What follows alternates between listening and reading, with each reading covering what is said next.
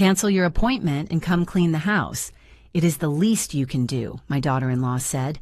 When I answered no, she stood up and screamed right in front of everyone, "You are good for nothing." I grabbed my purse and walked out without looking back. Days later, she lost everything. Those words left my daughter-in-law Michelle's mouth as if they were the most natural thing in the world. We were in the middle of my granddaughter Valerie's birthday party, surrounded by 30 guests, purple balloons everywhere, and the sweet smell of the vanilla cake. I had been baking myself since 5 in the morning. I had the phone glued to my ear. On the other end, Mr. Sterling, the antique appraiser, had just offered me $50,000 for the opal necklace I inherited from my mother. $50,000. It was my salvation, my only way to have something of my own after 12 years of feeling like a stranger in my own home. But Michelle did not care. She planted herself in front of me with those black patent leather heels she always wears to look taller, more powerful. Her expensive perfume hit my nose. "Eleanor, are you listening to me? The kitchen is a disaster. Cancel that ridiculous call and start cleaning. It is the least you can do after we give you a roof over your head." I felt something inside me break, or perhaps it was breaking free. I lowered the phone. I looked Michelle straight in the eye, and for the first time in 12 years, in 4,380 days of humiliation, I said no. The silence that followed was deafening. The guests stopped talking. Even the music seemed to lower in volume. Michelle blinked twice as if she had not understood correctly. "What did you say?" I said, "No, Michelle. I am on an important call." Her face transformed. From surprise, it went to a fury I had never seen before. She stood up from her chair so fast she knocked it over. The noise of metal against the floor made Valerie jump, and then she screamed. She screamed so everyone could hear. "You are good for nothing. You are a useless burden that just gets in the way in this house." The cake I had prepared with so much love remained intact on the table. The purple balloons swayed in the breeze. My granddaughter Valerie looked at me with tears in her eyes, and my son David, my only son, remained seated, his eyes glued to his plate as if nothing was happening. I took my brown leather bag, the one Ernest gave me on our 30th anniversary. I ran my hand over the worn leather, feeling its familiar texture, its promise of better times. I looked one last time at David waiting. I do not know what I was waiting for anymore. And I walked out. I walked among the guests with my head held high, even though inside I felt like I was crumbling. I heard the whispers, the looks of pity, the uncomfortable silence I left in my wake. I did not look back. What none of them knew, what Michelle never imagined while she screamed at me in front of everyone, was that the call she interrupted was not just any call. Mr. Sterling was waiting for my answer about the opal necklace, those iridescent stones that shone with all the colors of the rainbow, the same ones my mother gave me on her deathbed, saying, "Keep them for when you really need them." That moment had arrived, but what happened next, what I discovered in the following days, was much worse than anyone could imagine. And Michelle, with all her poison and arrogance, had no idea that that scream, that insult, in front of 30 witnesses had just sealed her fate. If anyone has ever made you feel like you are worth nothing in your own home, stay until the end of this story. Because what is coming, nobody expected. And if this confession is touching something inside you, welcome to our story family. Subscribe to the channel to keep sharing stories like this, stories that need to be told. I arrived at Rebecca's house with dry eyes. My tears had run out on the way. She opened the door, saw my face, and asked nothing. She just hugged me. But to understand how I got to that moment, to that scream that split me in two, in front of 30 people, I need to go back. I need to tell you how a 68-year-old woman, the owner of her own house, ended up feeling like an unpaid maid in the place she built with her husband. It all started 12 years ago when Ernest died. It was a Tuesday. A Tuesday in October where the sky was so blue it seemed unreal. Ernest was watering the roses in the garden, those bright pink flowers he liked so much when he simply stopped. The heart attack was instant. He did not even manage to call me. I found him there among the flowers with the hose still in his hand. The first few months were a hell of silence. The house felt huge, empty, full of ghosts of conversations we would no longer have. David came to visit me every weekend, worried, affectionate. He brought Michelle and Valerie, who was then barely 6 months old. "Mom, you cannot stay alone in this big house," David would tell me while pouring coffee. "Why don't we share the space? That way you won't be alone and we could save the rent on the apartment." It sounded reasonable. It sounded like filial love. How naive I was. At first, Michelle was a different person, kind, considerate, even affectionate. She helped me with dinner, asked me how I had slept, hugged me when she saw I was sad. I thought I had gained not only a daughter-in-law, but a daughter. The transformation was gradual, so slow I did not see it coming.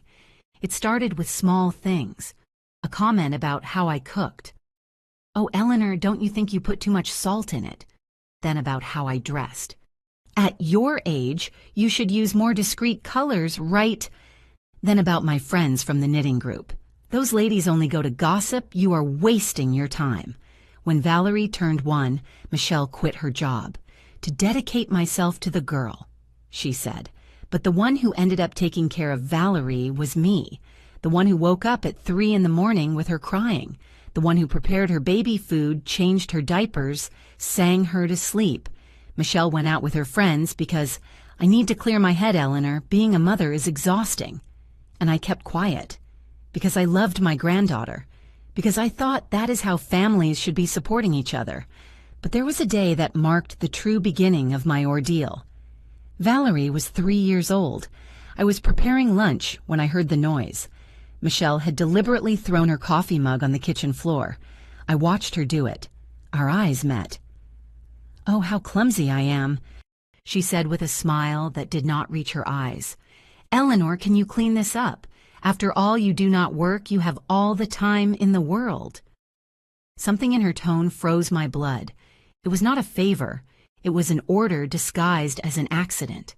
I cleaned the coffee, and the next day I cleaned another accident, and another, and another. The following years were a downward spiral from which I did not know how to escape. They assigned me tasks as if I were part of the house inventory, cooking breakfast, lunch, and dinner, washing everyone's clothes, ironing David's shirts and Michelle's dresses, cleaning the 3 bathrooms, mopping, dusting, organizing. Meanwhile, Michelle and David went out to dinner at elegant restaurants. They traveled to Hawaii, to Miami, to Las Vegas. They returned tanned and happy with suitcases full of new clothes. "Mom, I brought you this scarf. I saw it and thought of you." David would tell me, handing me something that was clearly the cheapest thing in the souvenir shop. I would smile and fold it in my tiny closet. Because yes, my closet was tiny. 8 years ago, Michelle entered my bedroom, the master bedroom, the one I had shared with Ernest for 35 years. "Eleanor, we need this room. It is bigger, and David needs space for his home office. You will be more comfortable in the guest room downstairs." The guest room. It was barely 10 feet by 8 feet, next to the laundry room where the noise of the washing machine woke me up every morning at 6, where in summer the heat was unbearable because it had no fan, where the smell of detergent got into my clothes, my hair, my lungs. But the worst part was not the room. The worst part was the loneliness. My only refuge was Thursdays. Every Thursday at 4 in the afternoon, I met with my knitting group at Rebecca's house. We were 6 ladies, all widows or divorced, all with stories to tell while we knitted tablecloths, napkins, blouses. Michelle hated those Thursdays. "Are you going out again? Valerie needs you," she would say, even if Valerie was perfectly fine playing with her tablet. "How selfish you are, Eleanor. You only think about yourself." But I went. It was the only thing I had left of myself. Until 3 months ago, something happened that should have opened my eyes forever. It was my birthday, 68 years old. I asked Michelle a month in advance if I could use the living room to invite my knitting friends. We just wanted to drink coffee, eat cake, and talk. "Of course, Eleanor. It is your house, too," she told me with that perfect smile I had learned to distrust. On the day of my birthday, I arrived from doing the grocery shopping. I opened the door and found the living room full of Michelle's friends. Music at full volume, bottles of wine, snacks everywhere. "Eleanor, just in time," Michelle shouted over the music. "We organized a last-minute gathering. Can you bring us more ice?" My friends were waiting for me at Rebecca's house. I had to call them to cancel. Something came up. I told them, my voice breaking. Rebecca did not believe me. "Eleanor, what is happening in that house?" "Nothing, Rebecca. Everything is fine," but nothing was fine. And that day, while I served ice to Michelle's friends in my own living room on my birthday, something inside me began to die. Or maybe it began to wake up, because 3 months later at Valerie's birthday, when Michelle screamed at me in front of everyone that I was good for nothing, that part that had been asleep, humiliated, trampled on for 12 years, finally said enough. Rebecca opened the door for me at 8 at night. She was wearing her floral cotton robe, the one she uses when she no longer expects visitors, and her reading glasses hanging from a gold chain. It was enough for me to see her face to know she had been waiting for me. "Come in, Eleanor. The tea is ready." She did not ask me what had happened. Rebecca has that wisdom that only 70 years of life and 40 of friendship can give. She knew I would talk when I was ready. I sat in her kitchen at that wooden table where we had knitted so many afternoons, where we had cried for our dead husbands, where we had laughed until our stomachs hurt. The smell of chamomile tea wrapped around me like a hug. She screamed at me. I finally said, in front of 30 people, she told me I am good for nothing. Rebecca poured the tea into those white porcelain cups she takes such good care of. She said nothing. She just waited. And then I broke down. I told her everything, not just about Valerie's birthday, but everything else. The 12 years of small daily deaths, the looks of contempt, the accidents with the coffee, how they had taken my bedroom, how I had spent my last birthday serving ice. "I sleep next to the laundry room, Rebecca," I said, "in a room that doesn't even have a real window, just a skylight where the sun enters and wakes me up at 5 in the morning. Rebecca slammed her cup down on the table. "And the house, whose name is the house in—" I blinked. I had not thought about that in years. "Ernest left it to me, I think so." "You think so?" Rebecca stood up with an energy I had not seen in months. "Eleanor, where are the house papers?" "In the study. But now it is Michelle's office. She keeps everything under lock and key." Rebecca went to her room and came back with a folder. She opened it on the table and took out some documents that I recognized immediately. They were copies of the deeds Ernest and I had signed when we bought the house, 38 years ago. "When Ernest died, did you sign anything to transfer the property?" I searched my memory. I remembered the first months, the pain, the confusion, the meetings with notaries, the inheritance papers, the will.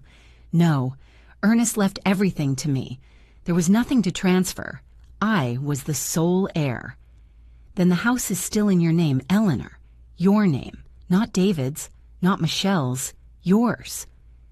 Those words fell on me like cold water. For 12 years I had felt like an uncomfortable guest, like someone who should be grateful for being given a roof. Michelle had repeated it to me so many times that I ended up believing it, but the house was mine. "You need to see those papers," Rebecca insisted. "You need to know exactly what documents are in that office and why Michelle keeps them locked up." I stayed at Rebecca's house that night, and the next, and the next. David called on the second day. His voice sounded tense, uncomfortable. "Mom, where are you?" "We are worried." "Down worried." What a curious word. "I am fine, David. I need time to think." "Look, Mom, I already talked to Michelle. She exaggerated, okay. You know how she gets when she is stressed, with Valerie's party, the expenses, all that. Come home. We can talk about it." I heard noise in the background. Michelle's voice, although I could not distinguish what she was saying. I am not coming back yet. What? David's voice went up an octave. Mom, don't be dramatic. It is your house, too. My house, too, as if it were a concession, as if you were doing me a favor. Goodbye, David. I hung up before he could answer. My hands were shaking. During those 3 days, Rebecca and I talked like we had not done in years. She told me things she had noticed, but had never told me, respecting my dignity, waiting for me to see it myself. 2 years ago at the neighborhood Christmas party, Michelle told the neighbors that you had memory problems, that you forgot things, that you got confused. I froze. I do not forget anything, Rebecca. I know, but she is planting the idea, preparing the ground. For what? Rebecca looked at me with those gray eyes that had seen too much of the world. To declare you incompetent, Eleanor, to take everything from you. That night I could not sleep. I stayed in the bed in Rebecca's guest room, staring at the ceiling, feeling how the pieces of a puzzle I did not know I was putting together began to fit. The comments about my age, the jokes about my memory, the way Michelle always interrupted me when I spoke with other people, finishing my sentences, correcting what I said. It was not carelessness. It was not casual disrespect. It was a plan. On the 3rd day, Rebecca prepared oatmeal and toast for breakfast. We sat in her small dining room with the morning sun coming through the window, and she told me something that would change everything. I have a nephew, Julian. He is a lawyer specialized in family law, cases like yours. Cases like mine, economic and emotional abuse of the elderly by family members. It is more common than you think, Eleanor, and it is a crime. The word crime hit my chest. I did not want to get my son in legal trouble. I just wanted... What did I want? Respect my house back. My life. I don't know, Rebecca. He is my son. And you are his mother, the woman who gave birth to him, raised him, loved him. Does that not count? I had no answer for that. That afternoon, David appeared at Rebecca's house. He brought flowers, the kind they sell at the supermarket, wrapped in cellophane. He looked tired, but not regretful. Mom, enough of the theater. Let's go home. It is not theater, David. Michelle is very sorry. She already talked to Valerie. She explained that there was a misunderstanding. The girl misses you. Always Valerie. They always used my granddaughter as emotional bait. And you, David, what do you think of all this? He shifted uncomfortably in Rebecca's dining chair. I think we all got upset. But we are family. Families fight and forgive each other. When she screamed at me, you said nothing. You stayed seated. I didn't want to make things worse. You didn't want to make your wife uncomfortable. The silence that followed was heavy, full of truths that neither of us wanted to face. Finally, David sighed. What do you want me to do? Mom, divorce. Her Michelle is the mother of my daughter. And I was his mother. But apparently that mattered less. I am going home, I finally said. But things are going to change, David. I am going to change. I returned to my house that afternoon. Michelle was waiting for me in the living room. When she saw me enter, her eyes filled with tears. She ran to me and hugged me. Eleanor, forgive me. I don't know what happened to me. The stress, the worries. I said horrible things, things I didn't mean. Her hug felt fake like everything else. But I hugged back because David was watching us from the stairs with hope in his eyes. It is okay, Michelle. Do you really forgive me? Her tears wet my blouse. Really. But inside, something had changed. While I hugged her, while I smelled her expensive perfume and felt her crocodile tears, I remembered Rebecca's words. She is sowing the ground to take everything from you. And in that moment, hugging my daughter-in-law who cried fake tears, I made a decision. If she was playing chess, I was going to play too. But she did not know she had just awakened a rival who had spent 12 years studying every one of her moves. The first days after my return were strangely quiet. Michelle acted as if we were best friends. She asked me if I had slept well, poured me coffee in the mornings, even offered to help me prepare dinner. It was all a lie, so perfect, it was almost laughable. David seemed relieved. "See, Mom, you just needed to talk. Things can work out when we all do our part." I nodded, smiled, played along. But at night in my room next to the laundry with the smell of detergent stuck in the sheets, I thought planned, remembered every detail of what Rebecca had told me. The following Thursday, I went to my knitting meeting. Michelle made no objection. "Of course, Eleanor, enjoy your afternoon with the ladies, you deserve it." That kindness made me more nervous than her screams. At Rebecca's house, my friends received me with hugs and worried looks. Everyone already knew what had happened at Valerie's birthday. News flies fast in our neighborhood. "Are you okay, Eleanor?" asked Sarah, the youngest of the group, barely 62 years old. "I am." "Learning," I replied. Rebecca took me aside to her kitchen while the others took out their yarn and hoops. "My nephew Julian wants to talk to you. He says it is urgent." "Why urgent?" "Because he investigated a little, and he found things, Eleanor things, you need to know."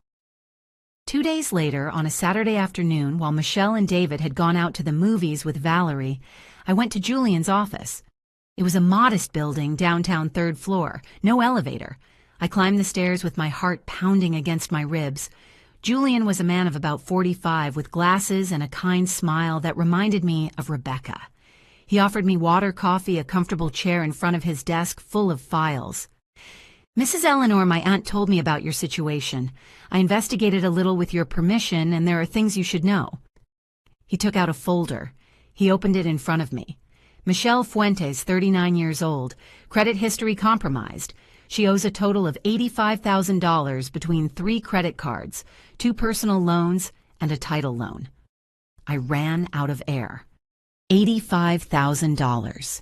The interest is eating her alive. Excessive purchases, trips, restaurants. The spending pattern is unsustainable. I thought of all those trips to Hawaii, the designer clothes, the expensive shoes, the dinners at restaurants, where a dish cost what I spent on food for a whole week. "That is why she needs the house," I said quietly. "Exactly. Your house, according to the records, has an approximate value of $700,000. If she manages to sell it, she can pay her debts and have plenty left over to rebuild her life. But there is a problem. The house is in your name." "Correct. And according to the law, as long as you are alive and in full use of your mental faculties, no one can touch that property without your consent." The word alive resonated in my head in a way I did not like. And if someone declared me mentally incompetent, Julian looked at me with those eyes that had seen too many cases like mine. "Then your son, as a direct relative, could request legal guardianship, and with that guardianship, he could make decisions about your assets, including the sale of the house. Even if I do not agree, if they declare you legally incompetent, your opinion stops mattering before the law." I leaned back in the chair. I felt the walls closing in on me. "My aunt told me that Michelle has been commenting in the neighborhood about your supposed memory problems. I do not have memory problems." "I know, but she is building a narrative. Witnesses who can declare that you forget things, that you get confused, that you need supervision. It is a slow but effective process." "What can I do?" Julian closed the folder and looked directly at me. "Protect yourself, document everything, and be prepared for what is coming." I returned home with my head spinning. $85,000 of debt my house valued at nearly $700,000. The pieces fit with a clarity that gave me nausea. That night during dinner, Michelle dropped the bomb. "Eleanor, we need to talk about something important." David left his fork on the plate. Valerie was playing with her tablet in the living room. "We want to remodel the house. It has needed renovation for years. The bathrooms, the kitchen, the bedrooms, everything." "Remodel," I repeated. "Yes, we have been saving, but it is not enough. We need about $30,000 to start." $30,000, a third of her debt. I do not have that money, Michelle. But you have the necklace. Her voice remained sweet, but there was steel underneath. That opal necklace you take such good care of. My aunt has a jewelry store in the fancy mall downtown. She could appraise it, give you a good price. They already appraised it. $50,000. Michelle's eyes shone. See, perfect. You sell the necklace. We use $30,000 for the remodel and you keep $20,000. It is a win-win. To remodel my house. Our house, Eleanor. David intervened for the first time. We all live here. We all benefit. I stared at my bowl of lentil soup. The spoon was shaking in my hand. I will think about it. There is not much to think about, Mom. David's voice hardened. It is only fair. We pay for the utilities, the food, everything. I will think about it. The true face behind the mask. I will think about it, I repeated. Michelle smiled, but it was not a kind smile. Don't take too long, Eleanor. Materials are getting more expensive every day. That night, when everyone was asleep, I went down to the kitchen for a glass of water. The house was dark, silent. I passed the study, Michelle's office. The door was ajar. My heart beat so fast I thought it would give me away. I entered. The desk was organized almost obsessively. Colored folders, pens arranged by size, a closed laptop. I searched the drawers with trembling hands. In the third drawer, under some furniture catalogs, I found a green plastic folder. I opened it, and my world stopped. They were property transfer documents, my house, but the signatures were not mine. Someone had forged my signature on at least 5 different documents. Deeds, powers of attorney, sales authorizations. Everything was fake. I kept searching. Behind the green folder were envelopes. I opened one. Printed emails. Between Michelle and a real estate agency downtown. Dear Mrs. Fuentes, we confirm receipt of documentation. The house in the suburbs is ready to be listed as soon as we have the final deed. Suggested price $750,000. Our commission is 4%. Waiting for news. Date of the email. 2 weeks ago, there was another envelope, this one with the letterhead of a law firm. Process of declaration of mental incapacity. Client Michelle Fuentes. Subject Eleanor Duran, widow. Appointment November 28th, 10:30 in the morning. November 28th. In 15 days. I took out my cell phone. With trembling hands, I photographed every document, every email, every paper in that cursed folder. When I finished, I put everything back exactly as it was. I closed the drawer. I left the office like a ghost. In my room, I sat on the bed and looked at the photos on my phone. The evidence was there, clear, irrefutable. Michelle not only wanted to keep my house, she wanted to erase me, declare me incompetent, sell everything. And David, my son, did he know? Was he an accomplice or just an idiot blinded by his wife? I did not know. And that doubt hurt me more than all the humiliations combined. But one thing I did know, I could no longer keep playing the victim. I opened the messaging app with Rebecca. It was 2 a.m, but I needed to write. Rebecca, I have the proof. Everything. Tomorrow I am going to Julian. This ends now. Her answer arrived in seconds. It was about time, Eleanor. It was about time. I lay down with the phone against my chest, feeling for the first time in 12 years something I had forgotten existed. Power. Sunday dawned with an aggressive sun coming through the skylight of my room. Michelle prepared a special breakfast, pancakes, bacon, eggs. The smell filled the house.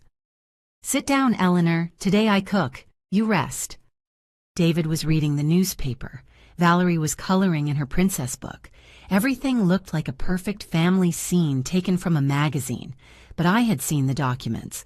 I knew the truth. And now every smile from Michelle felt like the edge of a knife. Have you thought about the necklace? Asked Michelle while pouring coffee. The remodeling cannot wait. There is mold on the walls, Eleanor. If we don't fix it soon, it will get worse. I am still thinking about it. What is there to think about? David put down the newspaper. Mom, the necklace is stored in a box. You don't use it. You don't enjoy it. At least let it serve for something useful. Something useful, like paying his wife's debts. It is the only thing I have left of my mother, and this house is the only thing we have left of Dad. Michelle sat across from me. She took my hand. Her fingers were cold. He would want us to take care of it, don't you think, that we keep it beautiful? The manipulation was so obvious it was disgusting, but I smiled. You are right. Let me talk to the appraiser this week. Michelle's eyes lit up. Really? Really? But I want to make sure I get the best price. Of course. My aunt can help you. She knows the best jewelers in the city. I am sure she does. Jewelers who would give her a commission for every piece she brought them. That afternoon, while Michelle went out with Valerie to a children's party and David took a nap, I returned to the study. This time more prepared. I had my cell phone fully charged and a mental list of what I needed to find. I opened the drawer again. The green folder was still there, but this time I searched deeper. Behind the furniture catalogs, I found another folder. This one was read thicker. I opened it and felt the floor move under my feet. They were account statements, from credit cards in Michelle's name. The numbers were even worse than Julian had said. Bank Visa card owes $28,000, interest rate 24% annually. Store credit card owes $15,000. American Express card owes $32,000. There was more. Loans from pawn shops signed promissory notes, even a loan from an informal lender with interest of 8% monthly. How had she reached this point? I looked at the dates. The expenses went back 5 years. Restaurants of $300 per meal, shoes of $1,200, a brand name bag that cost $4,000, all while I slept in a guest room and wore the same clothes from 10 years ago. But the worst was at the end of the folder. A printed document, an email between Michelle and someone named Robert Inman Lawyer. Dear Michelle, regarding your inquiry about the mental incapacity process for the elderly, I confirm that we need 2 witnesses to declare erratic behavior or memory loss. Psychiatric evaluation. I can recommend professionals who understand the situation. Documentation proving that the subject cannot handle their finances. The process takes between 3 and 6 months. Once declared incompetent, you and your husband as direct relatives can request guardianship. With guardianship, you have total control over her assets, including sale of properties. My fee is $8,500 payable in 2 installments. I remain attentive. Licentiate Robert Inman. Date September 15th, 2 months ago. My response was dated a week later. Robert, perfect. I already have the witnesses. My neighbor Rose and my sister-in-law Patricia. Both have noticed Eleanor's deterioration. When can we start? Time is pressing. I need liquidity urgently. Michelle. I photographed everything, every page, every email, every account statement. My hands were no longer shaking. I was beyond fear. I was in a place of absolute clarity, cold and cutting like ice. There were 2 witnesses. Rose, my neighbor, 3 houses down, with whom I had shared coffee hundreds of times. Patricia, David's sister, whom I had helped raise when she was a child, whom I had helped when she got divorced. Both willing to lie, to say I was losing my mind, for money, for loyalty to Michelle, for reasons I would probably never understand. I kept searching. In the last drawer, I found something that broke my heart. A manila envelope. Inside, forms for nursing homes. 3 different ones with information completed by hand. My name, my age, suggested diagnosis, incipient senile dementia, requires constant supervision. One of the brochures had highlighter marks. Full life residence, comprehensive care for the elderly, starting at $6,000 a month. There was a sticky note attached. This one far from the neighborhood. No visits without family authorization. The handwriting was Michelle's. I sat in the desk chair surrounded by evidence of my own planned destruction. I did not cry. I had no tears left for this. Michelle not only wanted my house, she wanted to erase me, put me in a nursing home far away where no one could see me, where I could not defend myself or tell the truth, and then sell everything, pay her debts, start from zero with my money in my house, with my life buried in some $6,000 a month facility. I heard a car park outside. Voices. Michelle had returned. I put everything away quickly. I closed the drawers. I left the study just as the front door opened. "Eleanor, where are you?" Michelle's voice sounded cheerful fake. "Here in the kitchen." My voice came out surprisingly calm. She entered carrying Valerie in her arms. My granddaughter had her face painted like a butterfly with pink glitter on her cheeks. "Look, Grandma, I am a butterfly." "You are beautiful, my love." Michelle put her down on the floor. "Go wash your face, Valerie. Careful with the stairs." When the girl went up, Michelle approached me. Her smile was perfect. "So when are we going to see my aunt?" "The jeweler." "Wednesday is fine." "Perfect. The sooner the better. I already hired the architect to come do the remodeling budget. He comes on Friday." How fast she moved. How sure she was of her victory. "One question, Eleanor." She sat at the kitchen table, crossed her legs. "Have you updated your will? At your age, it is important to have everything in order." There it was, the true motive of her question. "I haven't thought about that." "You should. For Valerie, for David, so there are no problems later." Later. When I was no longer there, or when I was locked in a nursing home declared incompetent. I will think about it. I can recommend a notary, a friend of Robert, my lawyer. He does very good work. Robert, the same lawyer from the emails, the one who charged $8,500 to legally erase me. "Thank you, Michelle. You are very kind. That is what we are here for. We are family." Family. That word she had used as a shield, as an excuse, as a prison for 12 years. That night after dinner, I faked a headache and went to my room early. I closed the door. I sat on the bed with my cell phone. I sent all the photos to Rebecca and Julian, every document, every email, every account statement. Julian's response arrived in 20 minutes. "Mrs. Eleanor, this is enough to file criminal charges forgery, of documents attempted fraud conspiracy to commit dispossession. We are talking about 2 to 12 years in prison. I need to see you tomorrow morning. We are going to stop this before it is too late." Rebecca called me. Her voice sounded strange, tense. "Eleanor, are you okay? Are you sure you want to do this?" "Do what Rebecca will report her. She is your granddaughter's mother. She is your son's wife. This is going to blow up your family." I looked around my tiny room. The smell of detergent, the narrow bed, the skylight where the sun entered every morning to wake me up too early. My family already blew up Rebecca. I was just denying it for 12 years. Silence on the other end. "Okay, then we are going to do it right. We are going to protect you. And we are going to make sure she cannot do this to anyone else." I hung up and lay down. For the first time in months, I slept deeply, because I knew the war had begun, and this time I was not going to be the victim. Monday at 9 in the morning, I was at Julian's office. This time, I did not climb the stairs with fear. I climbed them with purpose. Rebecca was already there, sitting in front of her nephew's desk. She hugged me when I entered. "Did you bring everything?" I took out my cell phone and put it on the desk. "Everything is here. Photos, documents, emails, everything."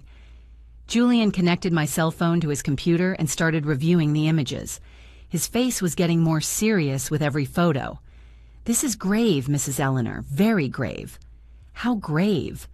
"Forgery of official documents is a federal crime, 2 to 8 years in prison. Attempted dispossession, 6 months to 3 years. Fraud, 3 months to 12 years, depending on the amount. And if we add the attempted fraudulent incapacity declaration..." He took off his glasses and looked directly at me. "We are talking about a sentence that could reach up to 12 years in jail. Michelle Fuentes committed several serious crimes." 12 years. Valerie would be 24 when her mother got out. My granddaughter, I whispered. I know. Julian closed his laptop. That is why we need to do this correctly. It is not just about punishing. It is about protecting you and deep down that girl too. How? We are going to build a solid case. We are going to collect more evidence. And we are going to make sure that when this explodes, you are completely protected legally and physically. Rebecca took my hand. Julian investigated more things. The lawyer opened a new folder on his desk. I made some calls. Contacts in the financial sector. Michelle not only owes $85,000, there are more debts that do not appear in her official credit history.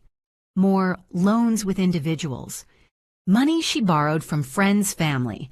I found at least 4 people she borrowed money from and never paid back. Sums ranging from $1,000 to $5,000. He did the math on his calculator. We are talking about a real debt that exceeds $150,000. I was speechless. $150,000. And she wanted to solve it with my house, my necklace, my life. There is more, Julian continued. I investigated the witnesses she mentioned in the email, Rose and Patricia. Patricia David's sister, my own sister-in-law. What did you find? Rose received a payment from Michelle 3 weeks ago, $2,000, bank transfer, with the concept loan, but there is no documentation of any loan. She paid her to lie about me. That is what it looks like. As for Patricia, Julian hesitated. She has 2 credit cards that Michelle co-signed. If Patricia does not pay, Michelle is responsible. It is a form of mutual blackmail. Michelle has control over her. My own sister-in-law, the girl I helped raise when her mother, my mother-in-law, got sick, the girl who cried in my arms when she got divorced. And David, I asked with a broken voice. Does my son know all this? Julian exchanged a look with Rebecca. That is the question we need to answer. Is he an accomplice or is he another victim? How do we find out? Observing him, documenting, seeing if he signs documents, if he participates in the conversations about the sale. For now, we do not know.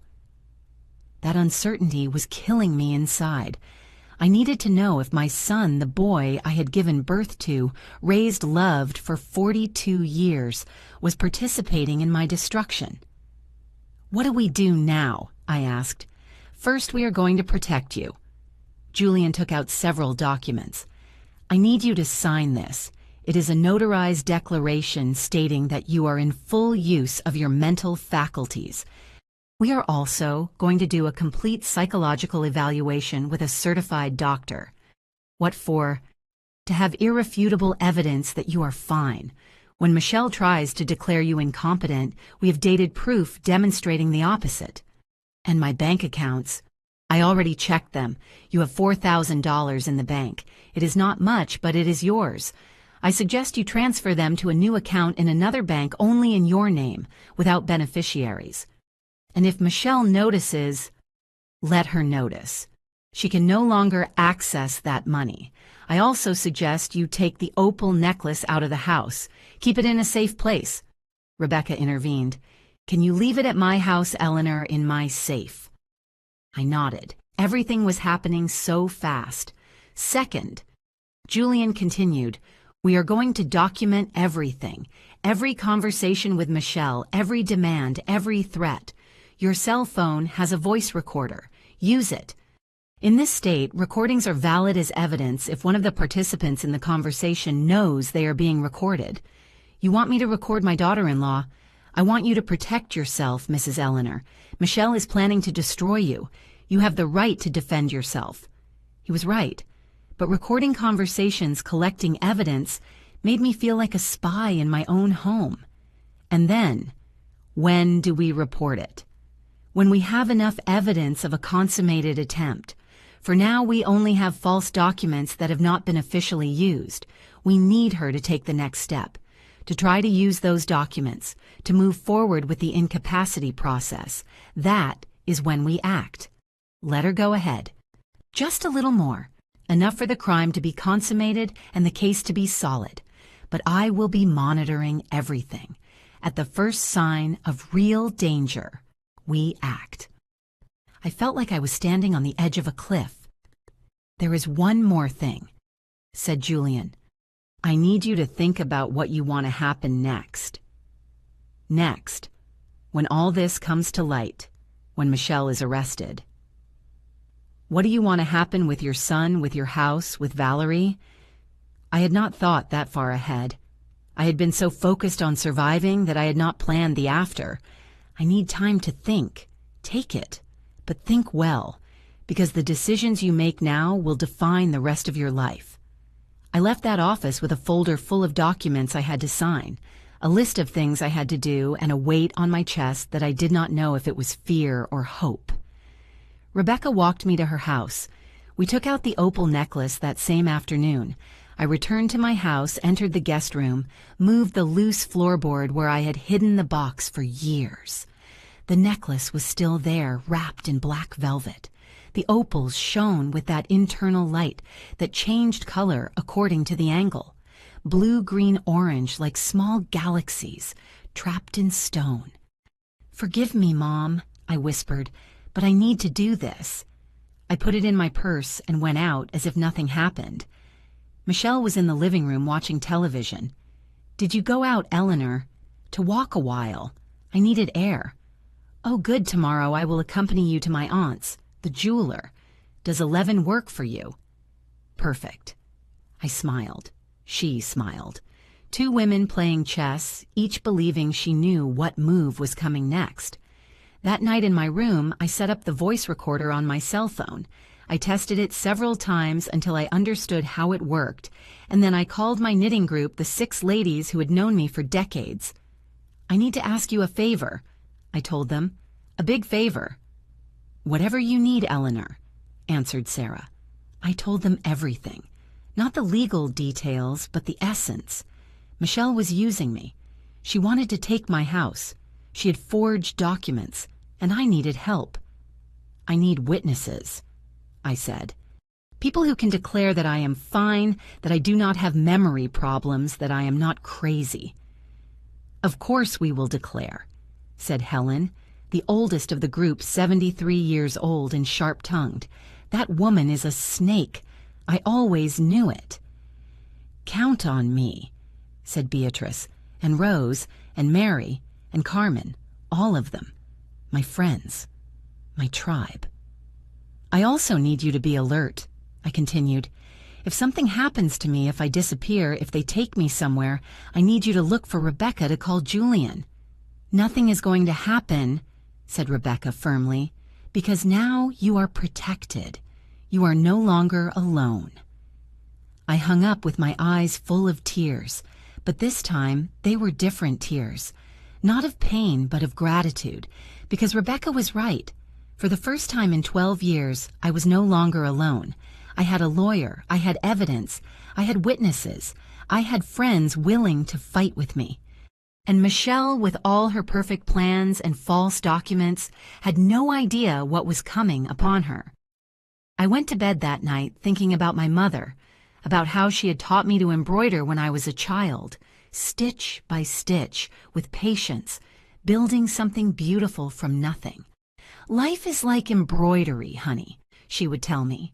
"Sometimes you have to undo everything and start over, but if you have patience and don't give up in the end, something precious comes out." I had undone my life for 12 years, stitch by stitch, letting Michelle weave her web around me. But now I was embroidering something new, and this time, the design was mine. Tuesday dawned gray, low clouds that threatened rain but never kept their promise. Michelle entered the kitchen, radiant in a wine-colored dress that surely had cost more than I spent on food in 2 months. "Ready to see my aunt." I touched my purse. Empty. The necklace was safe at Rebecca's house. "Ready. Perfect. You are going to love it. Her store is downtown in a very elegant plaza. She sells antique pieces, collector's jewelry. She will know how to appreciate the real value of your necklace." Her necklace? She'd already made it hers in her mind. We got into Michelle's car, a gray BMW that she still had to finish paying for. The air conditioning smelled of her expensive perfume. I put my hand over the purse, feeling my cell phone inside. The recorder was on. "Eleanor, there is something I want to tell you." Her voice sounded sweet, almost affectionate. "I know these years have not been easy for either of us, but I want you to know that I appreciate you, that I value everything you have done for us." I kept my eyes on the window. "Thank you, Michelle." That is why I want you to understand that the remodeling is important. It is not just for us. It is for you, too. Imagine having a new bathroom safer with grab bars, a shower with non-slip flooring. It would be perfect for your age. Grab bars, as if I were an invalid. Sounds good. And I have also been thinking... She paused as if choosing her words carefully. "David and I have talked. We think it would be good for you to have your own space, a smaller house, more manageable, something where you don't have to worry about the stairs, about maintenance." There it was. The true plan: sell my house and send me to a smaller place, more manageable. Probably that nursing home for $6,000 a month. A small house or an apartment in a building with security, with people your age. You could make new friends, have activities. It would be like liberating yourself. Liberating myself. What a curious word to describe what she really wanted. Getting rid of me. And you would keep the house. Well, it is logical, isn't it? We are younger. Valerie is growing. She needs space. And you would be more comfortable in something more appropriate for your stage of life. My stage of life. As if at 68 I were already with one foot in the grave. "Sounds like you already have it all planned." She laughed, a light laugh without true joy. "It is not a plan, Eleanor. It is just an idea, so that we are all better off. But first we need the money from the necklace to start." We arrived at the commercial plaza. Underground parking, luxury stores, people well-dressed walking with bags of brands I could never afford. The jewelry store was called Treasures of Yesteryear, elegant display case with antique pieces on black velvet. A woman of about 50 received us. She looked like Michelle. Same perfect smile, same calculating look. "Michelle, what a pleasure." They kissed on the cheek. "Is this your mother-in-law, Eleanor? I present my Aunt Linda." "A pleasure, ma'am." She extended her hand, cold with rings on every finger. "Likewise." "Michelle mentioned you have an opal necklace. Opals are very special stones, highly valued by collectors." "Yes, it is an antique piece." "Did you bring it?" I touched my empty purse. I could not find it. The silence that followed was tense, like a wire about to snap. "What do you mean you didn't find it?" Michelle's voice went up an octave. "I looked for it in my room, everywhere. It is not there." "Eleanor, you kept it under the loose floorboard. It has always been there." Interesting. She knew exactly where I kept it. How many times had she gone in to rummage through my room when I was not there? Well, it is not there anymore. "This is ridiculous." Michelle turned to her aunt. "Excuse us. My mother-in-law has been forgetful lately." There it was. The word. Forgetful. Planting the seed in front of a witness.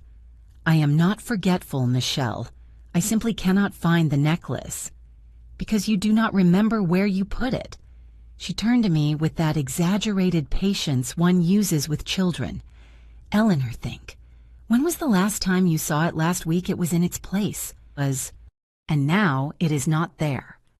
"No." Melissa pressed her lips together. I could see the calculation behind her eyes. What to do now? How to control this? "Let us go home," she said finally. "We will look for it together." The silence in the car was heavy. Melissa drove with her jaw clenched, her knuckles white on the steering wheel. "Eleanor, did you tell anyone about the necklace?" "No." "Are you sure you did not mention it to your knitting friends?" "Why would I do that? I do not know." Maybe you took it out to show them and forgot it at one of their houses. She was trying to make me seem careless, senile. I did not do that. Or maybe. She turned to look at me for a second before returning her eyes to the road. Maybe someone entered the house. A robbery. Nothing else is missing. Only the necklace. How convenient, right, just when we need it. Her tone had changed. It was no longer sweet. It was accusatory. What are you insinuating, Melissa nothing, Eleanor? I just find it strange that suddenly the necklace disappears. We arrived home. David was in the living room with his laptop. He looked up when we entered. How did it go? Your mother lost the necklace. Melissa spat out. What do you mean she lost it? I did not lose it. It is not where I always kept it. Melissa pushed me gently toward the stairs. Let us go to your room. We are going to find it. We went up. Melissa practically ripped the loose board from the floor. The empty box was still there with its black velvet intact. You see, here is the box, empty. She looked at me with those eyes that had feigned sweetness for so long. Where is the necklace, Eleanor? I do not know. Of course you know. Her voice rose, losing control. Did you sell it behind my back? Did you keep the money? David appeared in the doorway. Melissa, calm down. I am not going to calm down. That necklace was worth $20,000. We needed it. You needed it, I said in a low voice. What did you say? I said that you needed it to pay your debts. The silence was absolute. Melissa looked at me as if I had grown another head. My debts? I do not have debts. $40,000 in credit cards, personal loans, pawn shops. David took a step forward. What are you talking about, Mom? About the truth. About why Melissa needs so much money, about why she wants to sell my house. Melissa laughed a hysterical laugh without humor. Now it turns out your mother is a detective. What else did you invent, Eleanor? That I am stealing from you. That I want to send you to a nursing home. I did not answer. I just looked at her, and in that silence, something happened in her face. A fraction of a second where fear replaced rage. She knew that I knew. David, I said without stopping looking at Melissa. Ask your wife how much she owes. Ask her why she receives calls from collectors. Ask her about the bank statements she keeps in her office. You are delirious, said Melissa, but her voice was trembling. Is it true? David looked at his wife. Do you have debts? Everyone has debts. 1 or 2 cards, nothing serious. How much? David, this is not the moment. How much? Melissa closed her eyes. When she opened them, there were tears, real tears this time, of fear, of contained rage. $10,000, maybe $15,000. It is manageable. She was lying. Even now, cornered, she continued lying. Are there documents? I said. In your office bank statements that add up to much more than $15,000. You had no right to snoop in my office. You had no right to forge my signature. That stopped her cold. David looked at both of us as if we were strangers. Is someone going to explain to me what is happening? Your wife forged documents for the house. Property transfer documents. With my signature. She's planning to sell my house to pay her debts. That is a lie. You are inventing things because you are not well, Eleanor. There it was again. The insinuation of dementia. I am perfectly fine. Seriously, the woman who lost a necklace worth $20,000 is perfectly fine. The woman who accuses her family of robbing her is perfectly fine. She turned to David. Do you see what I am telling you? Your mother needs help. Professional help. I do not need help. I need to be left alone. Alone? Melissa laughed again. You know what, Eleanor? Maybe you are right. Maybe you should leave. Find your own apartment. Live alone. Because clearly we are no longer a family. We were never a family. I was your maid for 12 years. We gave you a roof. It was my house. My scream resonated in the small room. David took a step back. Melissa stood paralyzed. "This house is mine." I continued with my voice trembling but firm. "Ernest left it to me. Not to you, not to David. To me. And for 12 years, I let you convince me that I was a guest, that I should be grateful, that I was worth nothing. Mom." "No, David. Let me finish. You took away my bedroom. You put me in a service room. You treated me like an employee. And when finally I said no, when finally I set a limit, you screamed at me in front of 30 people that I was good for nothing." The tears were running down my cheeks now. Tears of 12 years of humiliation, of stored pain, of trampled dignity. So no, I am not going to sell my necklace. I am not going to remodel my house so that you are comfortable. And I am definitely not going to let you declare me incompetent to steal the only thing I have left. Melissa turned pale. "I do not know what you are talking about." "I am talking about the lawyer Robert Stone. I am talking about the $4,000 it costs to declare someone incompetent.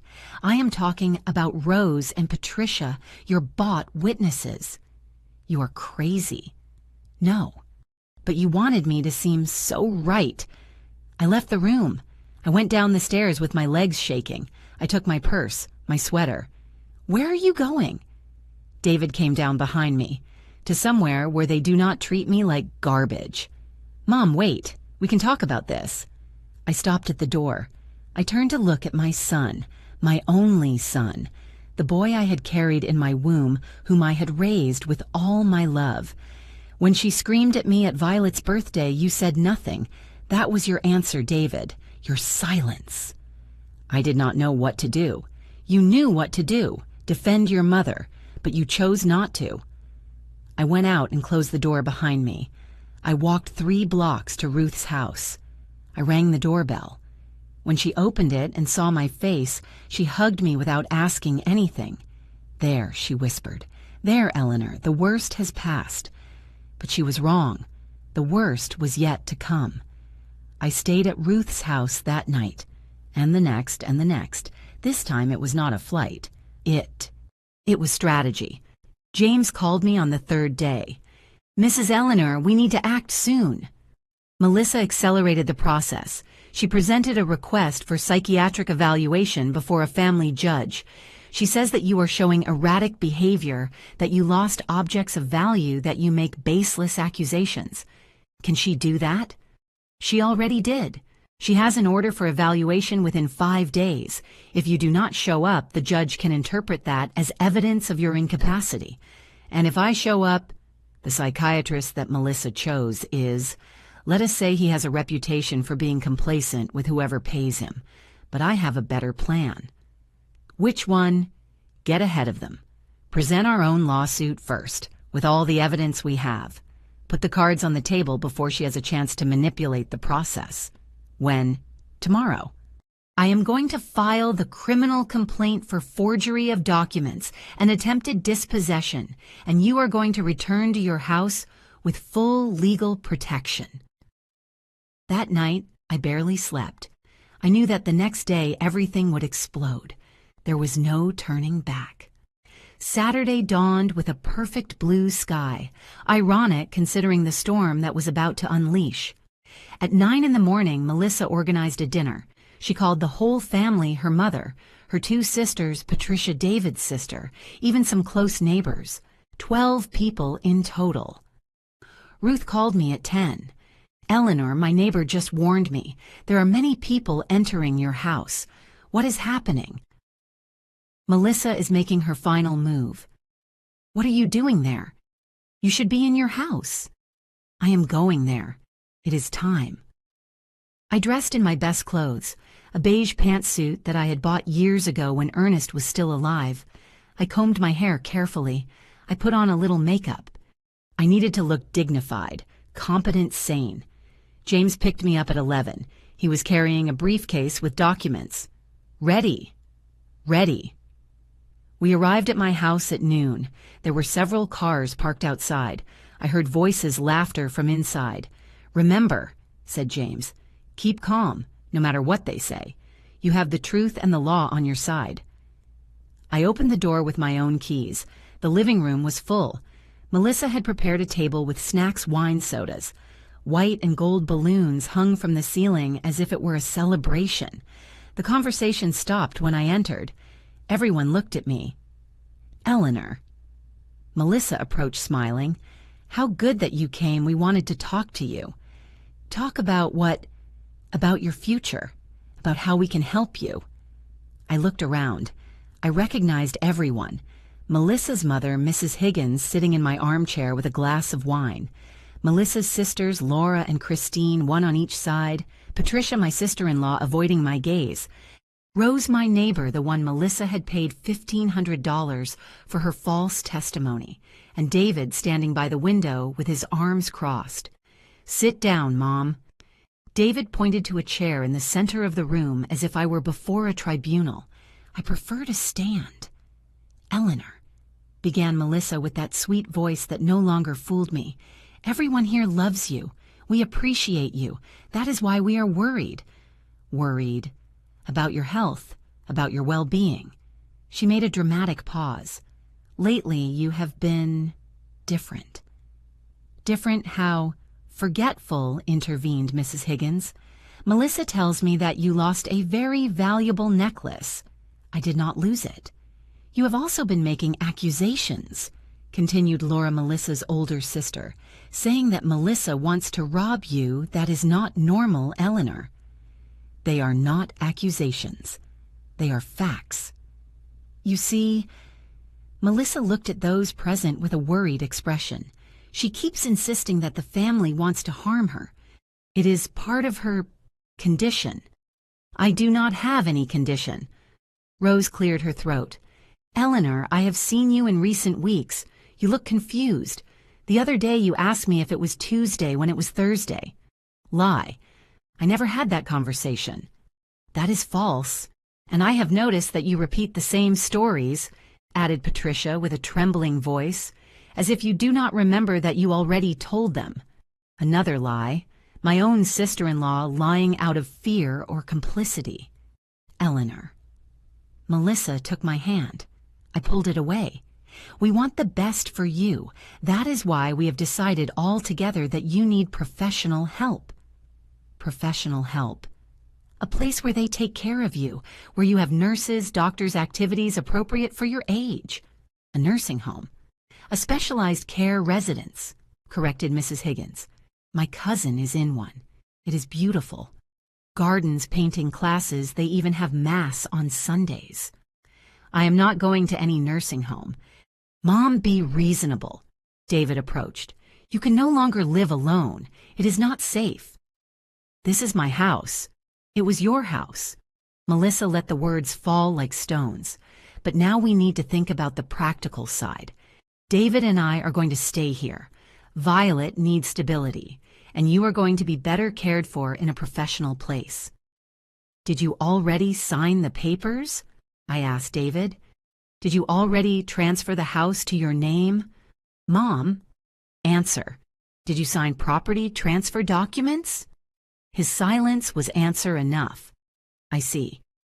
I felt something break inside me, the last thread that connected me to my son. Then you are an accomplice. I am not being an accomplice to anything. I am taking care of you. Taking care. I laughed, a dry laugh, without humor. Would you call taking care putting me in a nursing home while you keep my house? It is for your own good. It is for $40,000 of your wife's debts. The silence that followed was deafening. Melissa turned pale. The sisters exchanged glances. I do not know what you are talking about, said Melissa with a tense voice. I am talking about your credit cards, your loans, your desperate need for money. I turned to those present. Melissa owes more than $50,000. She needs to sell this house to pay, but the house is mine, so she plans to declare me incompetent to take control. That is ridiculous, spat Melissa. Is it ridiculous? I took out my phone. Because I have photos of the documents, bank statements, emails with the lawyer, Robert Stone. Everything. I passed the phone. The photos circulated among those present. I saw how the faces changed: surprise, shock, discomfort. Mrs. Higgins looked at her daughter. "Melissa, is this true?" They are things taken out of context." $60,000 is context, asked Christine, her younger sister. "And there is more," I continued. I looked at Rose. "Do you want to tell them about the $1,500 that Melissa paid you, or shall I do it?" Rose turned red. She lent me that money for my son's car." "Loan with what money if she is up to her neck in debts?" "Eleanor, that is enough." David took a step toward me. "You are making a scene." "A scene? Your wife wants to steal my house. She forged my signature. She hired a lawyer to declare me incompetent, and you are helping her." "I am trying to keep my family together." "At the cost of your mother." "At the cost of whatever is necessary." There it was, the truth, raw, painful, definitive. My son had chosen, and he had not chosen me. Melissa stood up, her hands shaking. "Everyone knows you are lying. You are sick, Eleanor. You are seeing conspiracies where there are none. That is why you need help."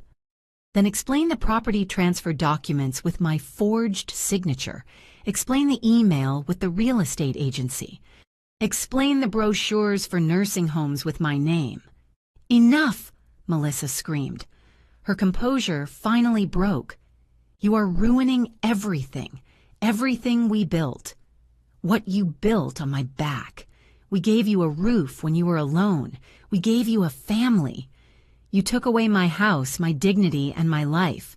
Melissa looked at me with pure hatred without disguises. "You know what, Eleanor, leave. Go wherever you want. But without the necklace, without money, without anything. Because all this," she pointed around, "all this is ours now." "No," said a new voice from the door. "None of this is yours." We all turned. James had entered, accompanied by 2 officers from the ministerial police. "I am attorney James Blackwood, Mrs. Eleanor's lawyer. I bring a search warrant and an arrest warrant." He handed some papers to David. My son read them, his face increasingly pale. "What is this? Criminal complaint for forgery of documents, attempted dispossession and fraud against Melissa Miller." Melissa stepped back. "That is...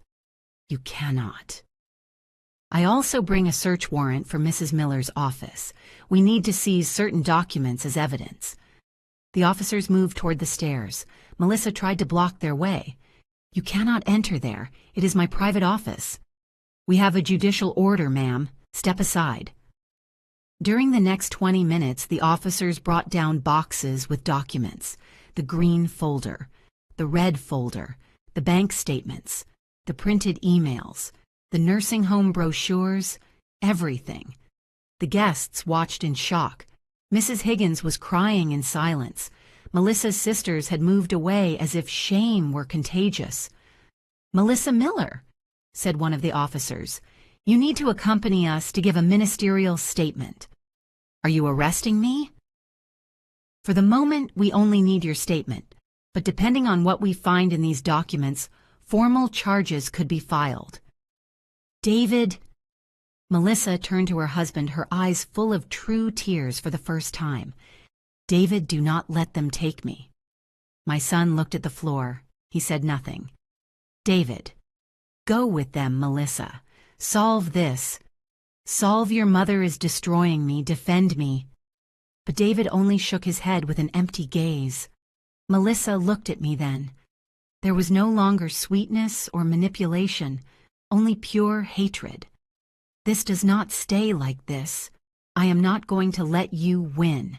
You already won enough for 12 years. The officers took her away. I heard her heels against the floor, then the door closing. The guests started to leave one by one, murmuring uncomfortable apologies, avoiding my gaze. Rose passed by me without saying a word. Patricia stopped for a moment. "Eleanor, No, I do not want to hear it." She left too. When everyone was gone, only David, James, and I remained. I also bring this." James took out another document. Civil lawsuit for unpaid domestic work. 12 years of cooking, cleaning, caring. We calculated a fair salary of $2,000 a month plus benefits. It is $300,000. David looked at the document, incredulous. "Are you suing me?" "I am claiming what you owe me. You are my mother, and you are my son. The son who let his wife treat me like garbage for 12 years. I did not know." "You knew. Maybe not the details, but you knew something was wrong, and you chose not to see." David let himself fall onto the couch, his head in his hands. "What do you want me to do?" "I want you to get out of my house." He raised his head sharply. "What? This is my house. Ernest left it to me. I did not sign any transfer. You are living here by my good will, and that will is ended." "Mom, you cannot throw us out. Where am I going to live with Violet?" "You should have thought of that before. Please give me a chance. I can fix this. I can—" "You can what David returned the last 12 years. Erase all the times you stayed silent while your wife humiliated me." He did not answer because there was no answer. "You have 2 weeks to find another place and move. After that, I'm going to change the locks." "Mom, 2 weeks."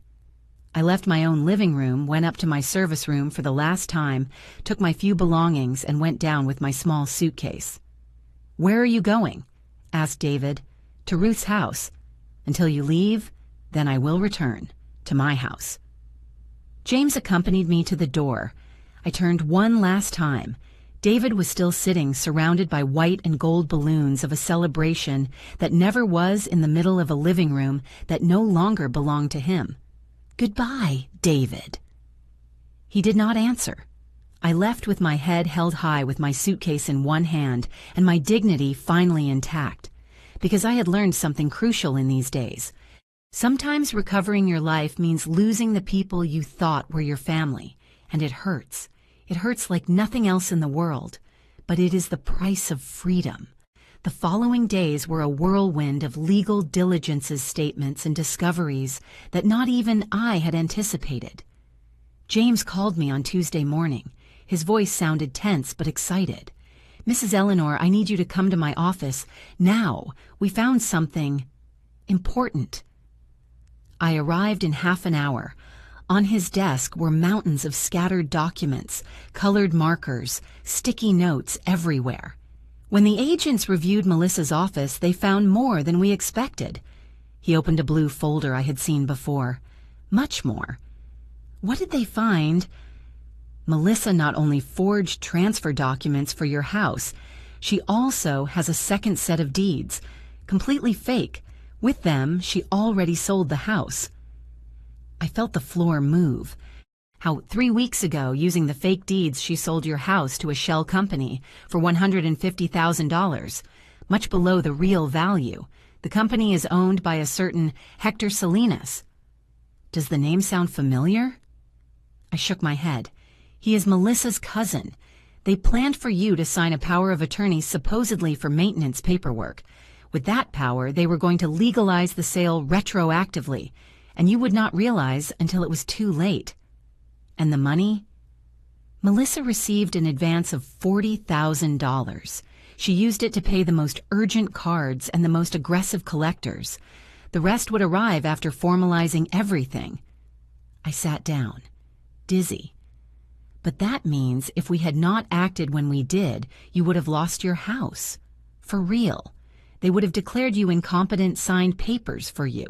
And by the time you realized, there would be no turning back. The horror of how close I had been to the precipice left me speechless. There is more. James took out other papers. I investigated David, my son, his finances. I wanted to know if he was an active or passive accomplice. He paused. "Mrs. Eleanor, your son, knew nothing about Melissa's debts. She kept everything secret, but 2 months ago he signed a document." "What document?" a personal loan for $15,000 in his name, but Melissa was the one who processed it. She made him believe it was to improve the house. That money never reached any improvement. It went straight to pay interest on the cards. David, my son, had also been deceived. Then he did not know the magnitude. He knew something was wrong, yes. The arguments with Melissa, the strange calls, the stress. But she kept him in the dark. She manipulated him as much as you, just in a different way. I did not know whether to feel relief or more pain. My son was not the villain I had imagined. He was another puppet in Melissa's show. What is going to happen now? Melissa faces grave charges: forgery of official documents, aggravated fraud, attempted dispossession. We are talking about a sentence of 5 to 10 years in prison, and that is if she has a good lawyer.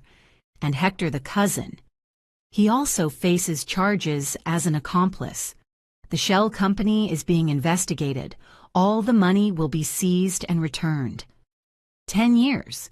Violet would be 22 when her mother got out. And my granddaughter. James looked at me with understanding. That is a question only you can answer, Mrs. Eleanor. 2 days later, on Thursday, Melissa was formally arrested. Bail was set at $10,000. Her parents paid it, selling Mrs. Higgins' car and asking for loans from the whole family. Melissa came out of jail with a haggard face, without makeup, in wrinkled clothes. Nothing remained of the perfectly groomed woman I knew. On Friday, David appeared at Ruth's house. He brought Violet by the hand. My granddaughter ran toward me. "Grandma." I hugged her, feeling her little arms around my neck, her smell of apple shampoo. "Hello, my love. Why haven't you come home? I miss you." "I miss you too." David waited for Ruth to take Violet to the kitchen to give her cookies. "Mom, I need to talk to you." "Go ahead." He sat in front of me with his hands between his knees. He looked 10 years older. James showed me everything, the documents, the debts, the thing with Cousin Hector, everything. And I knew nothing, Mom, I swear. Melissa hid everything from me. "But you knew something was wrong." He nodded with wet eyes. "I knew there was tension. I knew we spent more than we had. But every time I asked, she said everything was under control, that they were investments for the future for Violet." He wiped his eyes. "I was an idiot. You were my son who did not defend me when I needed it most." "I know. And I am going to live with that for the rest of my life." He looked directly at me. "But I need you to know something. I am going to divorce Melissa." I did not expect that. "Why?" "Because what she did is unforgivable. She tried to destroy you. She used Violet and me as an excuse for her lies. And she almost succeeded." His voice broke. "I almost lost my mother for defending her for being too cowardly to see the truth. And Violet. It is going to be difficult for her, but she cannot grow up thinking that what her mother did is right. She cannot learn that manipulation and deceit are normal." He was right. But the pain in his eyes broke my heart. "Where are you going to live?" "I rented a small apartment, 2 bedrooms, near Violet's school." He paused. "Mom, I know I have no right to ask you anything, but what, can we visit you, Violet and I, not to live with you, just to not lose you completely?" I looked through the window toward the kitchen, where Violet was laughing with Ruth while eating cookies. "Yes," I said finally, "you can visit me." "Thank you, Mom. But there are conditions, whatever they are. You are going to pay the civil lawsuit, the $300,000. Not all at once, I can wait, but you are going to pay me." "Agreed. And never, never again are you going to stay silent when someone disrespects me, even if it is your wife, your boss, whoever. Never again, I promise." He got up to leave, but stopped at the door. "Mom, one more thing. The house obviously is yours. But what are you going to do with it? It is very big for one person." I smiled. I had been thinking about that for days. I have a plan. The following Monday, Melissa appeared at Ruth's house. She rang the doorbell at 6 in the evening. Ruth asked me with her eyes if I wanted to receive her. I nodded. Melissa entered the dining room like a ghost of herself. She no longer wore designer clothes, only jeans and a simple blouse, no makeup. Her hair tied in a messy ponytail. Eleanor. Melissa. She sat down without me inviting her. She put her hands on the table and I saw they were trembling. I came to ask you to withdraw the lawsuit. No. Please. If I go to jail, Violet is left without a mother. You should have thought of that before trying to steal my house. I was desperate. The debts the collectors called me 10 times a day. They threatened me. One came to my job. He humiliated me in front of everyone. I just needed to get out of that. At the cost of destroying me. I never wanted to destroy you. Her eyes filled with tears. I just wanted the money. I was going to let you live in the nursing home. I was going to visit you. I was not going to abandon you completely. I looked at her.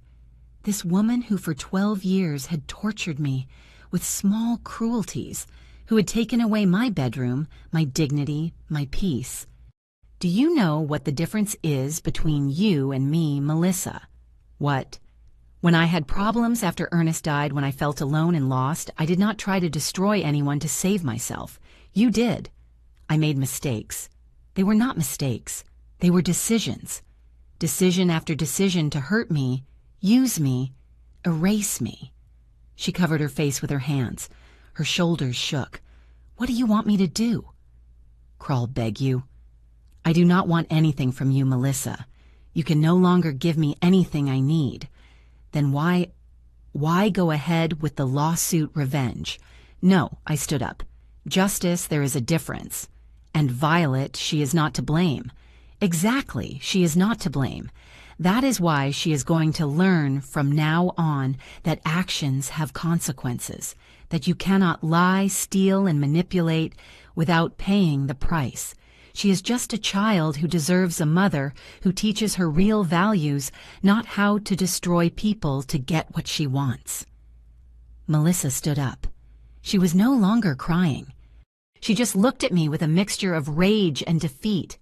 You are going to destroy my family. Your family was already destroyed. I just turned on the light so everyone could see it. She left without saying more. I heard her steps walking away, the door closing. Ruth entered the dining room. Are you okay? Yes, for the first time in a long time, I'm okay.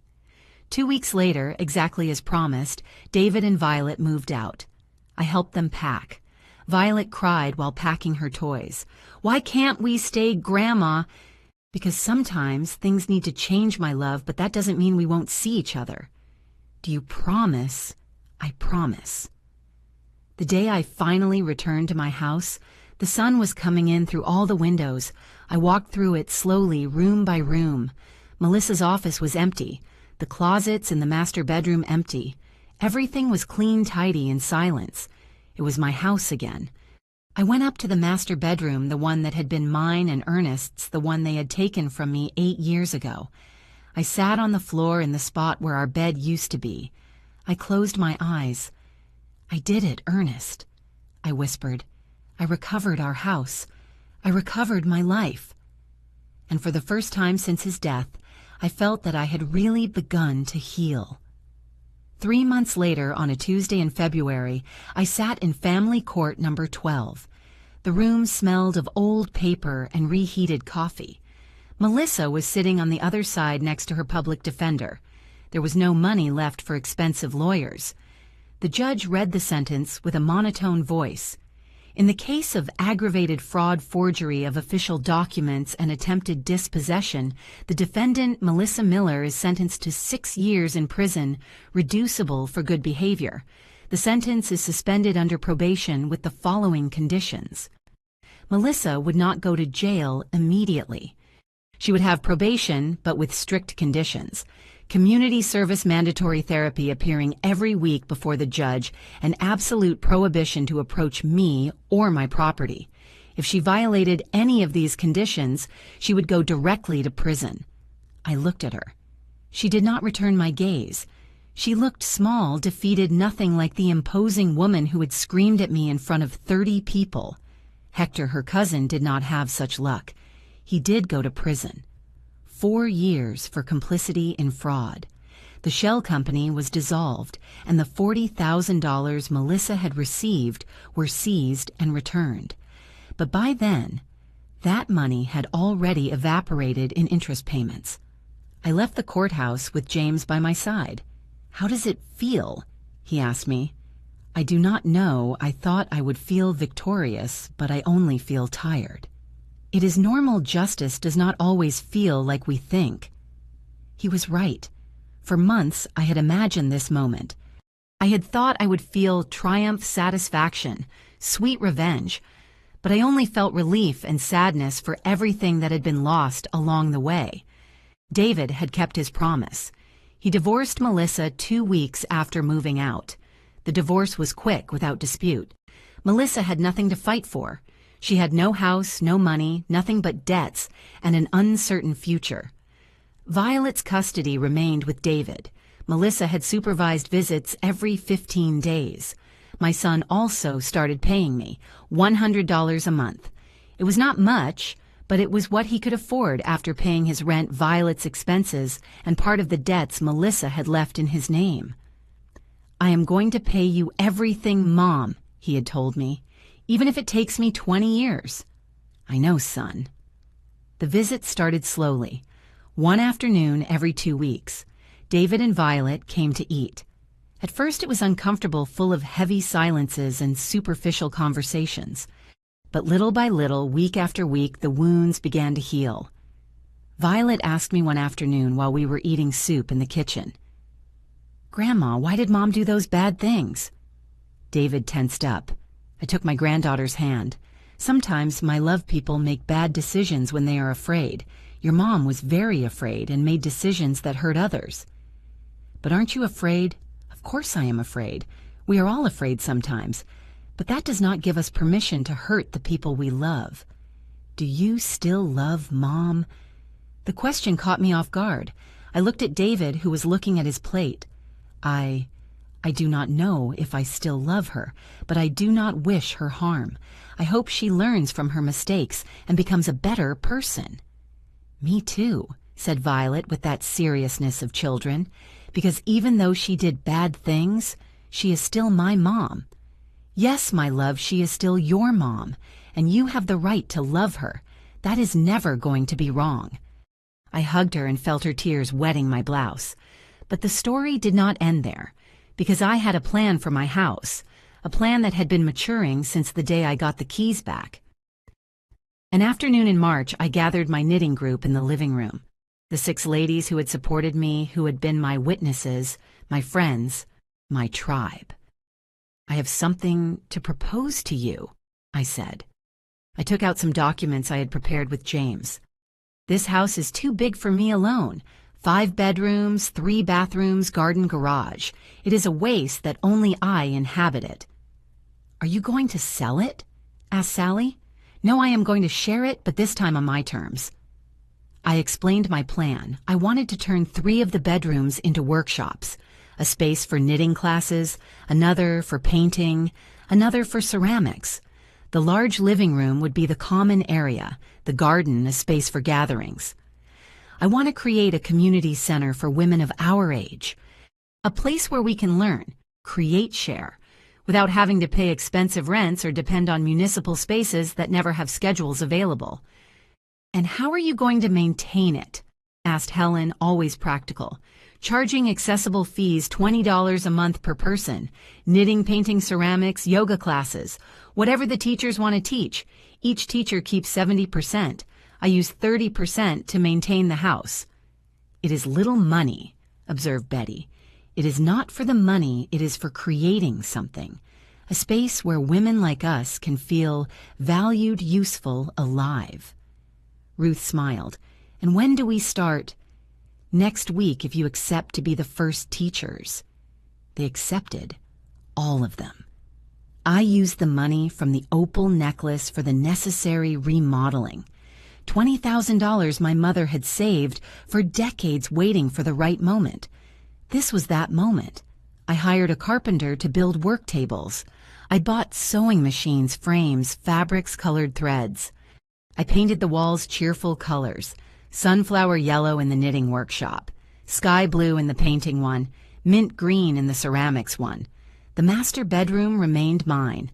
The other two I left as guest rooms in case Violet ever wanted to stay or if any of my friends needed temporary refuge. The Eleanor Art Center opened on a Saturday in April.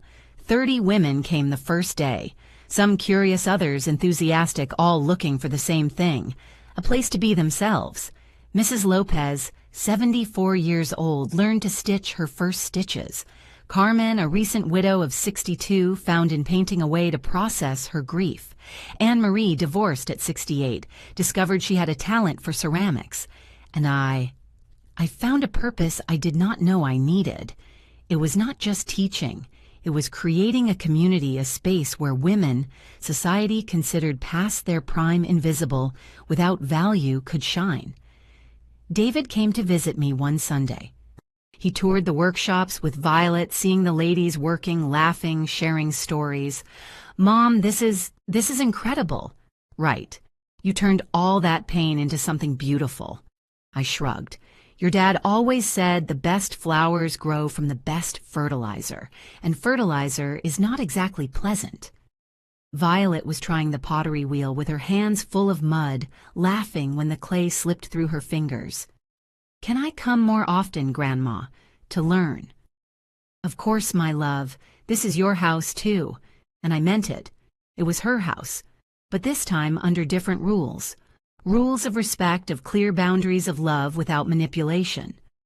One afternoon in May, 6 months after everything, I was watering the bougainvilleas in the garden. The same fuchsia flowers Ernest tended, the ones that were growing when he died. I heard the doorbell ring. It was Melissa. She looked different. Thinner, without makeup, with shorter hair. She wore simple clothes, clean but modest. Eleanor. Melissa. I know I shouldn't be here, that I am forbidden to approach, but I needed to tell you something. You have 5 minutes. I am in therapy, mandatory by the sentence, but it is helping me. I am understanding many things about myself, about why I did what I did. I said nothing, just waited. I grew up poor, Eleanor, very poor. My dad abandoned us when I was 8. I saw my mom work 3 jobs to support us. I saw how people looked at us with pity. I promised I would never live like that. That justifies nothing. I know, but it explains the terror I felt of returning to that place. When the debt started, when the collectors called, that terror returned. And instead of asking for help, instead of being honest, I decided that someone else had to pay the price. Yes, you. And I am sorry. I am sorry for treating you how I treated you. I am sorry for taking away your dignity. I am sorry for trying to steal your house. Her voice broke. I am sorry for everything. I looked at her. This woman who almost destroyed me, this woman who was now broken in front of me. Do you expect me to forgive you? No, I do not expect that. I just wanted you to know that I am sorry, that I am trying to be better. For Violet, for myself. How is your relationship with Violet? Difficult. She asks me questions. Why I did what I did. Why Dad and I got divorced. I try to be honest, but it is hard for your 12-year-old daughter to look at you with disappointment. It is called consequences. I know. She wiped her eyes. Well, I already told you what I came to say. I am leaving before you call the police. She turned to go. Melissa. She stopped.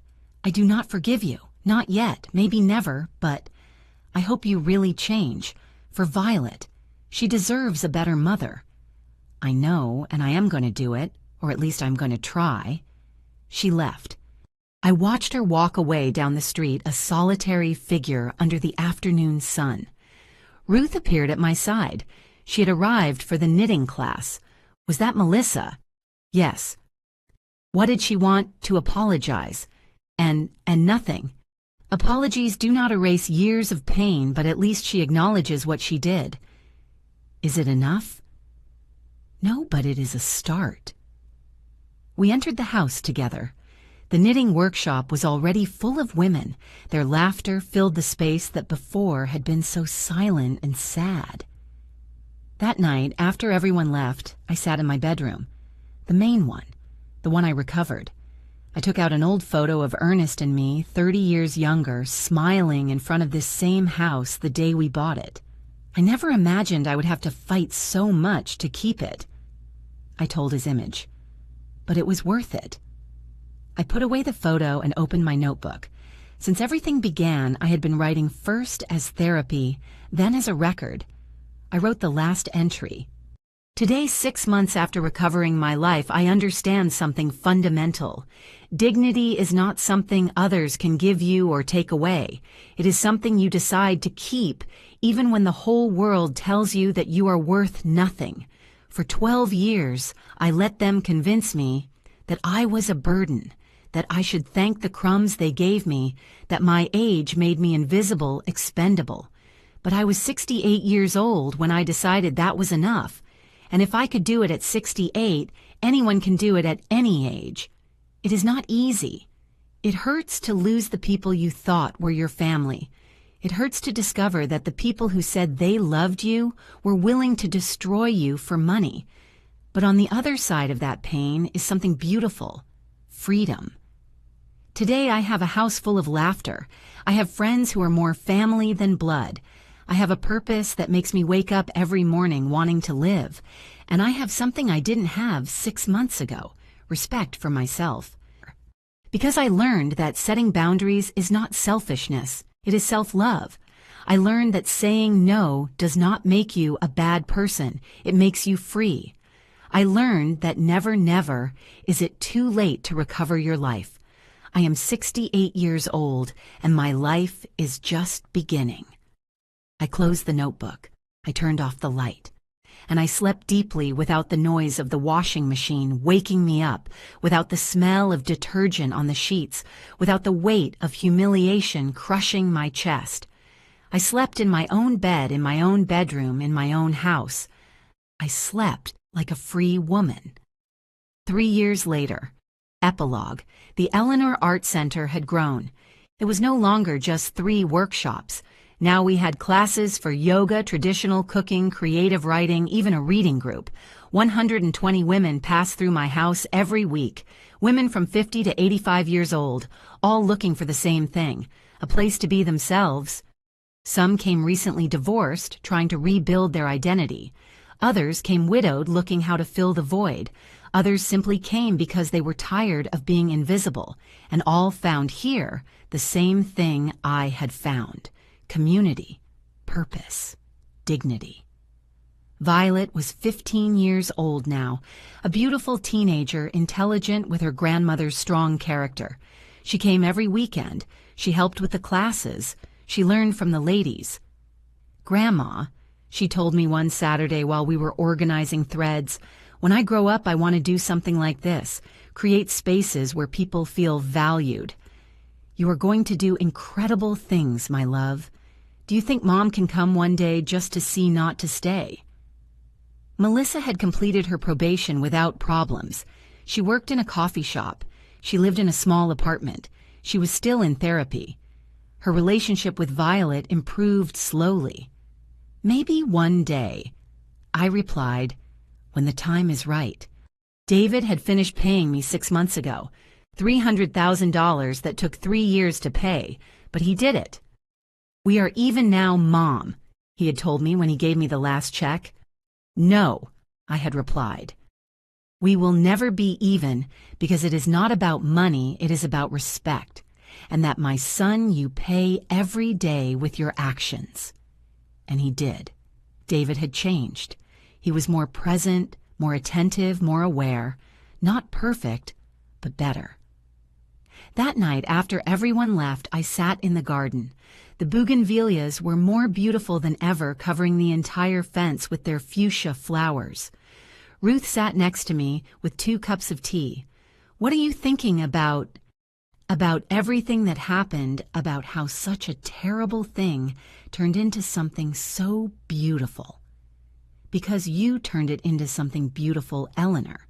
It didn't happen by itself. You decided to do something with the pain. I suppose so. We drank our tea in silence, listening to the crickets, feeling the fresh breeze of the night. You know, I said finally, for years I thought the worst day of my life was when Melissa screamed at me in front of everyone, but now I think it was the best. Why? Because that scream woke me up. It made me see that I had stopped living my own life, and it gave me the courage to recover it. Ruth raised her cup. To the screams that wake us up. I clinked my cup with hers. And to the courage to get up afterwards. Final reflection. If you are listening to this story and you feel identified, if there is someone in your life who makes you feel small, invisible, without value, listen to me well. You have worth. Your dignity is not up for negotiation. Your age does not make you less valuable. Your situation does not define your future. Setting boundaries is not cruelty. It is self-love. Defending your space is not selfishness. It is necessity. And never, never is it too late to start over. I did it at 68 years old. You can do it at any age. Because true wealth is not in the houses you possess or the money you have.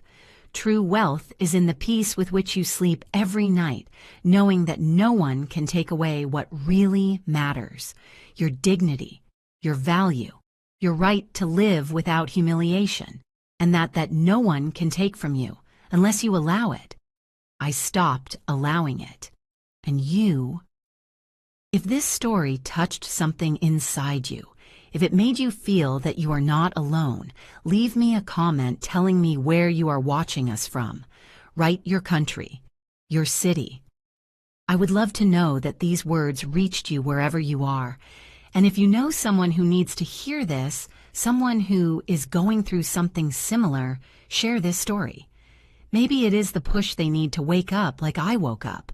Like if you believe it is never too late to recover your life. And subscribe to keep sharing stories of women who got up when the world told them to stay down. Because these stories need to be told, and you need to know that you are not alone. You are never alone.